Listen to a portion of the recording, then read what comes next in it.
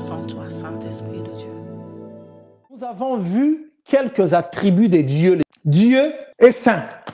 Comment Dieu pouvait appeler David et dire « l'homme selon mon cœur ». Dieu appelait un humain « l'homme selon son cœur ». Comment est le cœur de Dieu? Que le cœur de Dieu est saint. Dieu vit dans la sainteté. Il ne peut être mélangé.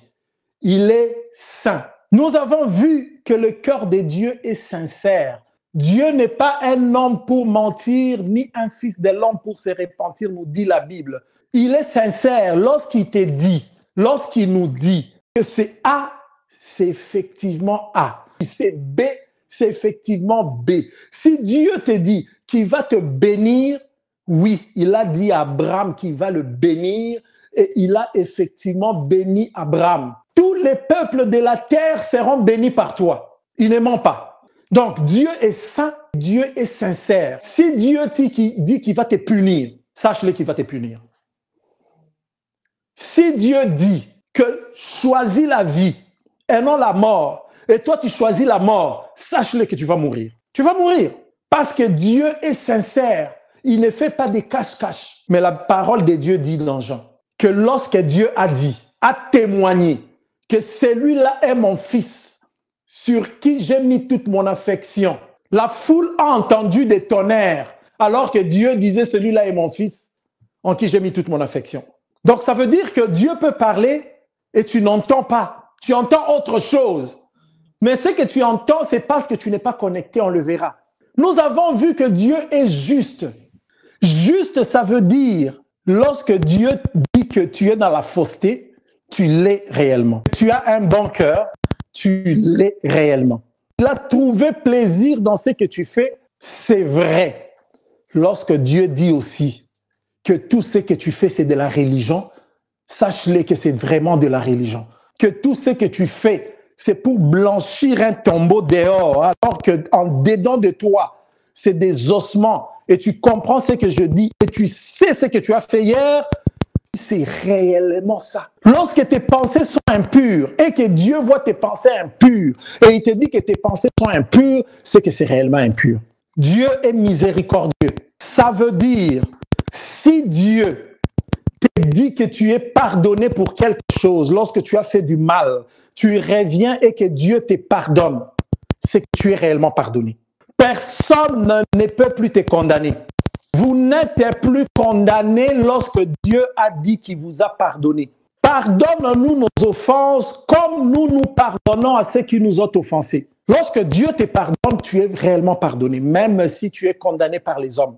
1 Timothée 1,17. Au roi des siècles, immortel, invisible, seul Dieu, soit honneur et gloire au siècle des siècles. Amen. Les caractères des dieux que nous avons vus, la sainteté des dieux, la sincérité des dieux, la justice des dieux et la miséricorde des dieux nous amènent à voir d'autres attributs. Que Dieu est le roi des siècles, donc des milliards, des billiards de siècles, pour dire il est le roi éternel. Ça veut dire lorsqu'on est roi, on a un royaume sur lequel on règne. On a des individus sur lesquels on règne. Et Dieu règne sur tout. Toutes les galaxies lui appartiennent. La Terre et les humains, 7 milliards, lui appartiennent. Toute âme et tout esprit lui appartient. Tout ce que nous voyons visible et invisible ont été créés par lui. Immortel. Y a-t-il un jour où Dieu va mourir? Ça peut être un sujet de théologie ou de Hollywood. Mais Dieu est immortel. Qu'on en fasse des films, qu'on en écrive des livres, qu'on fasse tout ce qu'on veut, il est immortel. Dieu est invisible. Et ça pose beaucoup de problèmes aux gens qui réfléchissent avec la mentalité de ce siècle. Cette mentalité-là a existé depuis que Dieu a créé le premier homme sur la terre et que le diable est venu le mentir. Cette mentalité humaine a commencé à marcher avec l'homme, à s'opposer à ce que Dieu dit. Mais il est invisible, comment on va faire? Jean 1,18. Personne n'a jamais vu Dieu. Dieu, le Fils unique, qui est dans le sein du Père, et c'est lui qui l'a fait connaître. Amen. En français facile. c'est Jésus qui nous a fait connaître Dieu. Jésus, fils. Fils, ça veut dire sorti de, issu de. Alors, c'est lui qui nous dit et nous explique que Dieu est invisible. Et personne ne l'a jamais vu. C'est lui, là, en physique, qui vient nous faire savoir ce qu'est Dieu. Puis, acte 17, à partir de 24. Le Dieu qui a fait le monde et tout ce qui s'y trouve, étant le Seigneur du ciel et de la terre, n'habite point dans les temples faits des mains d'hommes. Il n'est point servi par des mains humaines, comme s'il avait besoin de quoi que ce soit. Lui, qui donne à tous la vie, la respiration et toutes choses. Il donne à tous, pas à ceux qui croient seulement, pas à ceux qui ont accepté son Fils, pas seulement à ceux qui sont en Afrique ou en Amérique, pas seulement à ceux qui sont en Asie ou en Australie. Il a fait que tous les hommes, sortis d'un seul sang, habitent sur toute la surface de la terre, ayant déterminé la durée des temps et les bornes de leur demeure. Il a voulu qu'ils cherchent le Seigneur et qu'ils s'efforcent de les trouver en tâtonnant, bien qu'il ne soit pas loin de nous. Car en lui, nous avons la vie, le mouvement et l'être.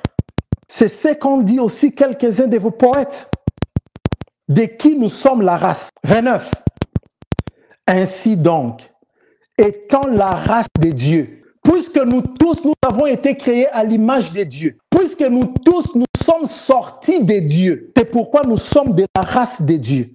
Nous ne devons pas croire que la divinité, ça veut dire tout ce qui est en rapport avec Dieu, soit semblable à de l'or, à de l'argent ou à de la pierre, sculptée par l'art et l'industrie de l'homme. 30. Dieu, sans tenir compte des temps d'ignorance. Peut-être que tu me suis. Tu as été ignorant pendant un temps de ces choses que je suis en train de dire. Tu as été ignorant pendant un temps par rapport à la manière dont tu étais en train de conduire ta vie. Annonce maintenant à tous les hommes, en tout lieu, qu'ils sont à se repentir. Parce qu'il a fixé un jour où il jugera les mondes selon sa justice. Nous avions dit Dieu est juste. Et seule la justice de Dieu compte. Les hommes peuvent te dire que tu es libre, tu n'as rien fait. Mais si Dieu te condamne, ce que tu as fait est condamnable devant Dieu tu es condamné pareil. Mais lorsque Dieu dit que tu es libre réellement, ce que tu as fait est bien.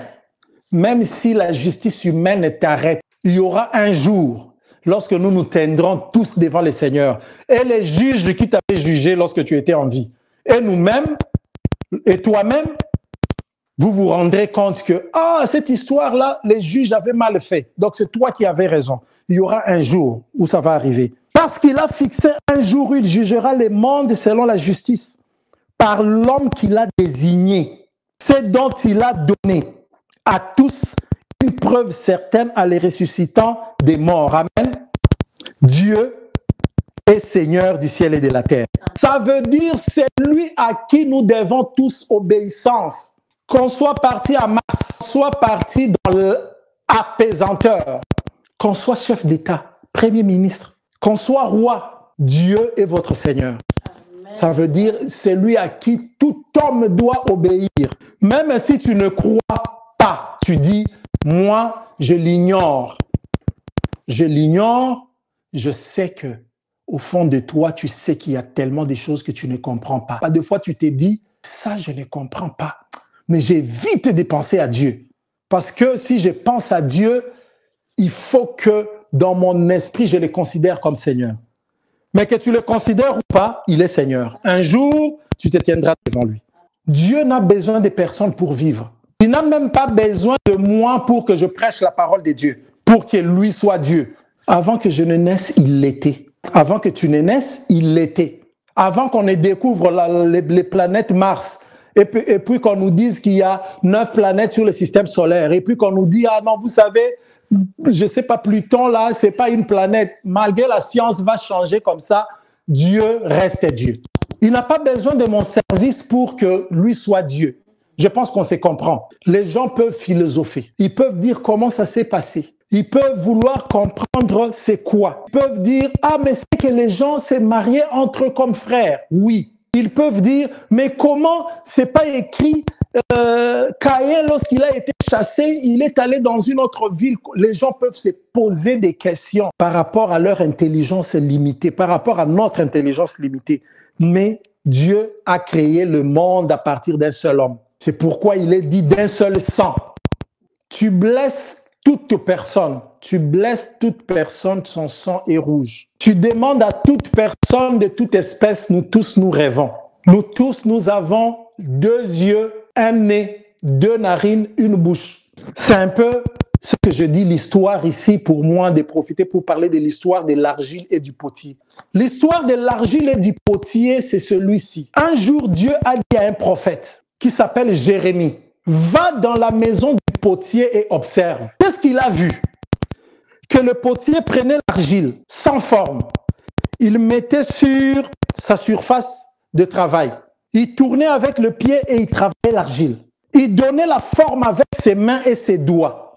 La forme que lui voulait. L'argile subit ce que le potier fait. Et lorsque Jérémie était en train d'observer, il s'est rendu compte d'une autre chose. Que lorsque l'œuvre ou le vase que le potier était en train de faire ne lui plaisait pas, le potier prenait de ses mains l'argile, il les mettait ensemble, il détruisait ce qu'il a fait complètement et il reprenait ce qu'il voulait trouver de mieux. Qu'est-ce que ça voulait dire? Dieu voulait dire à Jérémie ceci. C'est lui qui nous a façonnés. Et dans Romains 9, il est dit, est-ce que l'argile, d'après l'observation de Jérémie, est-ce que l'argile peut dire au potier, pourquoi tu m'as fait comme ça? Est-ce que l'argile a le pouvoir de dire au potier, je ne vais pas prendre la forme que tu veux? Est-ce que l'argile a le pouvoir de dire, je préfère cette forme? Non, le potier prend, il en fait ce qu'il veut. L'enseignement là-dedans, c'était Dieu qui est le potier et nous, nous sommes l'argile. C'est lui qui nous fabrique. C'est lui qui nous donne la forme. Même si tu refuses, tu es incapable de changer la forme que l'argile, le potier te donne. Et si tu refuses, malheur à toi parce qu'il peut en prendre et en faire ce qu'il veut. Au fil des années, Dieu lui-même a voulu donner la forme à l'homme. L'homme, chaque fois, il se rebelle, il change. Dieu a voulu donner la forme à l'homme. L'homme, chaque fois, n'accepte pas. L'homme dit, non, j'existe par moi-même. Les théories même sortent. Non, il y a eu une explosion dans le vide.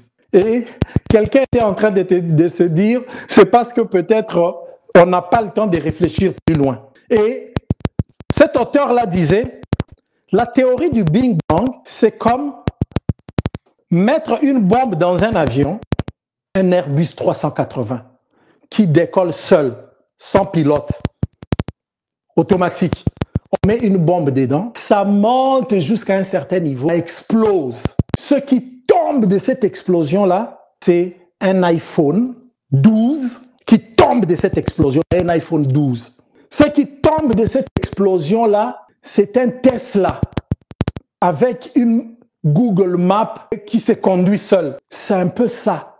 Donc, il suffit de comprendre ça, vous allez vous dire, est-ce que c'est probable qu'il y a eu une explosion et la Terre s'est retrouvée avec tous ces détails? Les arbres verts donnant des fruits, l'eau contenant des poissons, l'homme.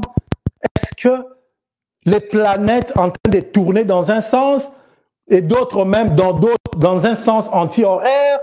Pas possible.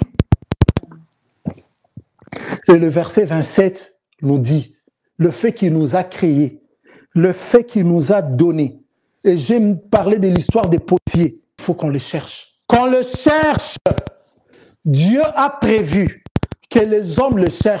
Donc, lorsque vous cherchez Dieu, vous dites, en tout cas, je le cherche. Lorsque même certaines personnes, malheureusement, se sont égarées dans leur recherche, parce que c'est Dieu qui a mis en l'homme l'esprit de l'éternité et de le chercher. De le chercher.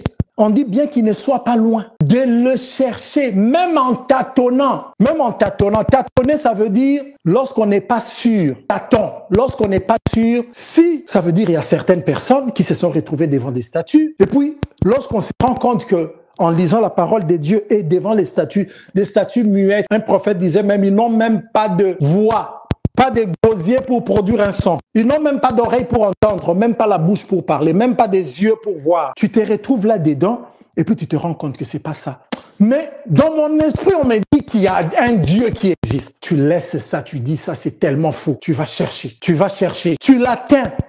Mais même lorsque tu l'atteins, tu entres dans un moment de prière. J'ai un ami qui lui s'est juste retiré de la vie pendant un temps. Il a arrêté tout ce qu'il faisait. Il avait un bon boulot, comme on dit ici à Québec. Il avait une bonne job. Il a arrêté. Il est parti chercher Dieu. Rien que ça. Il s'est réveillé, il cherchait des livres, il cherchait la Bible, il lisait loin de la société. Même après avoir fait tout ça, il s'est rendu compte que c'est bon, mais c'est pas ça Dieu. Même lorsqu'on a fait ça, on a été à la montagne de prière, 40 jours de prière. Dieu s'est manifesté, les boiteux ont marché. Tu vas te retrouver les jours suivants dans la première situation où, des fois, tu doutes encore de certaines choses. Dieu, on les cherche. Verset 29. Nous sommes de la race des dieux. Ça veut dire nous sommes sortis de lui, créés à son image. Que tu connaisses Dieu ou tu ne connaisses pas Dieu. Même lorsque je regarde des personnes arrogantes qui blasphèment le nom de Dieu chaque jour, parlent méchamment de la parole de Dieu, qui disent juste que votre monsieur là n'existe pas. Même lorsque je rencontre ces gens-là, je sais par rapport à ce que la parole de Dieu dit, ces personnes-là sont de la race de Dieu. Dieu les a créés à son image. Verset 23. Et verset 30 plutôt, pour qu'ils se répandent. Se repentir ne veut pas dire changer de religion. Rien à voir avec changer de religion. Parce que Christ, qui était juif, qui lisait la Torah depuis ses 11 ans comme tous les jeunes au temple de son âge. Christ qui était juif et qui a trouvé la religion juive à partir de la loi que Dieu a donnée à Moïse. Et la personne qui a précédé Christ, Jean-Baptiste, pour dire que Christ est en train de venir, ces gens-là disaient à leurs contemporains de se repentir. Alors, il leur disait pas changer de religion, il leur disait de se repentir. Se repentir, ça vient d'une racine, ce qu'on appelle le changement, métanoïa, changer complètement. Se repentir, c'est avoir d'autres pensées. Changer d'avis, changer de disposition, se transformer, c'est-à-dire changer d'attitude à l'égard du péché. Ça, c'est repentir. Changer d'attitude à l'égard du péché, à l'égard de soi-même, à l'égard de Dieu. C'est pourquoi on peut trouver quelqu'un qui se disait chrétien depuis 30 ans. Un jour, il s'est dit, c'est maintenant que je me suis repenti. Ça n'a rien à voir avec changer de religion. Mais ça fait effectivement que lorsqu'une personne qui est d'une religion X change à l'égard du péché de soi-même et découvre le véritable Dieu dont nous sommes en train de parler, cette personne-là change de vie, effectivement, s'il était dans une religion X. Parce que la religion, c'est l'effort et les actes que font les humains pour chercher un Dieu. Si cette personne-là était dans une religion X, va la changer. Mais se repentir n'a rien à voir avec la religion. Verset 31, c'est dit par l'homme qui l'a désigné. Et l'homme qui l'a désigné, c'est Jésus. Amen. On est chenille et on se transforme en papillon. Ça, c'est la repentance. C'est l'image de la repentance. On est chenille, on se transforme en papillon. La chenille est restée dans un cocon. La chenille, lorsqu'elle était nymphe, elle était limitée dans un cocon. On pouvait en faire tout ce qu'on veut. On pouvait la toucher, la détruire. La chenille est limitée à l'arbre. Tu secoues l'arbre, elle tombe. Elle n'a plus à manger. Tu secoues l'arbre, tu l'as. Mais lorsqu'elle se répand, elle se transforme en papillon. Le papillon devient libre. Libre, tu peux secouer ton arbre, il part. Ton arbre peut ne pas avoir des fleurs, le papillon ira butiner ailleurs. Ça, c'est l'image de la repentance. Mais la religion nous apprend à être comme des serpents. J'appelle ça le cycle du serpent. Le cycle du serpent, ça veut dire, il est serpent. Après une certaine période, il va se muer. Lorsqu'il mue, tu regardes, sa peau devient comme la peau d'un bébé. Un serpent tout neuf. Et puis tu vois l'ancienne peau à côté. Mais il demeure serpent. Il n'a pas changé. Ça, c'est la religion. L'image de la religion. Les gens vont se poser la question pour dire, mais tu viens de nous parler de tout ça. Mais regarde, Dieu n'existe pas. Si Dieu existait, est-ce que le monde serait aussi mal? Est-ce que tu viens de voir les gens qui sont morts en Allemagne dans les inondations? Est-ce que tu viens de voir les gens qui sont morts en Belgique dans les inondations? Si Dieu existait, tu vois les gens qui sont malades, 4 millions de gens qui sont morts à cause seulement d'un seul virus. Si Dieu existait, il n'y aura pas de mal. Les gens ne se tueraient pas. Il n'y aura pas de guerre. Si Dieu existait, il n'y aurait pas tout ce monde. Et la vidéo explique ce que ça montre. Suivez les amis. Un monsieur est allé chez le coiffeur. Il commençait à parler de la foi. Et le coiffeur lui a dit, mais non, vos histoires là, c'est très ancien. Et ça, c'est des histoires religieuses là. Dieu n'existe pas. Si Dieu existait, pourquoi il y a tant de mal? Le monsieur est resté, vous savez, comme les chrétiens là, des fois pas préparé. On ne sait même pas quoi répondre. Et puis, le client sort. Le client sort. Lorsque le client sort, il arrive dehors, il le voit un monsieur avec des cheveux jusque-là, en désordre, comme si ça faisait 3 ans qu'il ne sait pas coiffer. Il a dit, l'idée lui est revenue. Il rentre rapidement dans le salon de coiffure. Il dit au monsieur, vous savez, j'ai trouvé. Le coiffeur n'existe pas. Le monsieur là a dit, non, mais comment le coiffeur n'existe pas? Moi, je viens de te coiffer les cheveux. Moi, je suis là, moi. Il dit, mais non, je te dis que le coiffeur n'existe pas. Il ouvre la porte. Il dit, mais si le coiffeur existait, est-ce que de tels hommes pouvaient exister? Regarde, tout le monde devait être bien coiffé. Et le coiffeur lui dit, non, le coiffeur existe, je suis là. Mais c'est seulement, ces messieurs-là ne vont pas chez le coiffeur. Et l'autre en conclut, c'est exactement avec Dieu. Il existe, mais toi, tu ne veux pas aller chez lui. C'est pourquoi tu vas dire qu'il n'existe pas.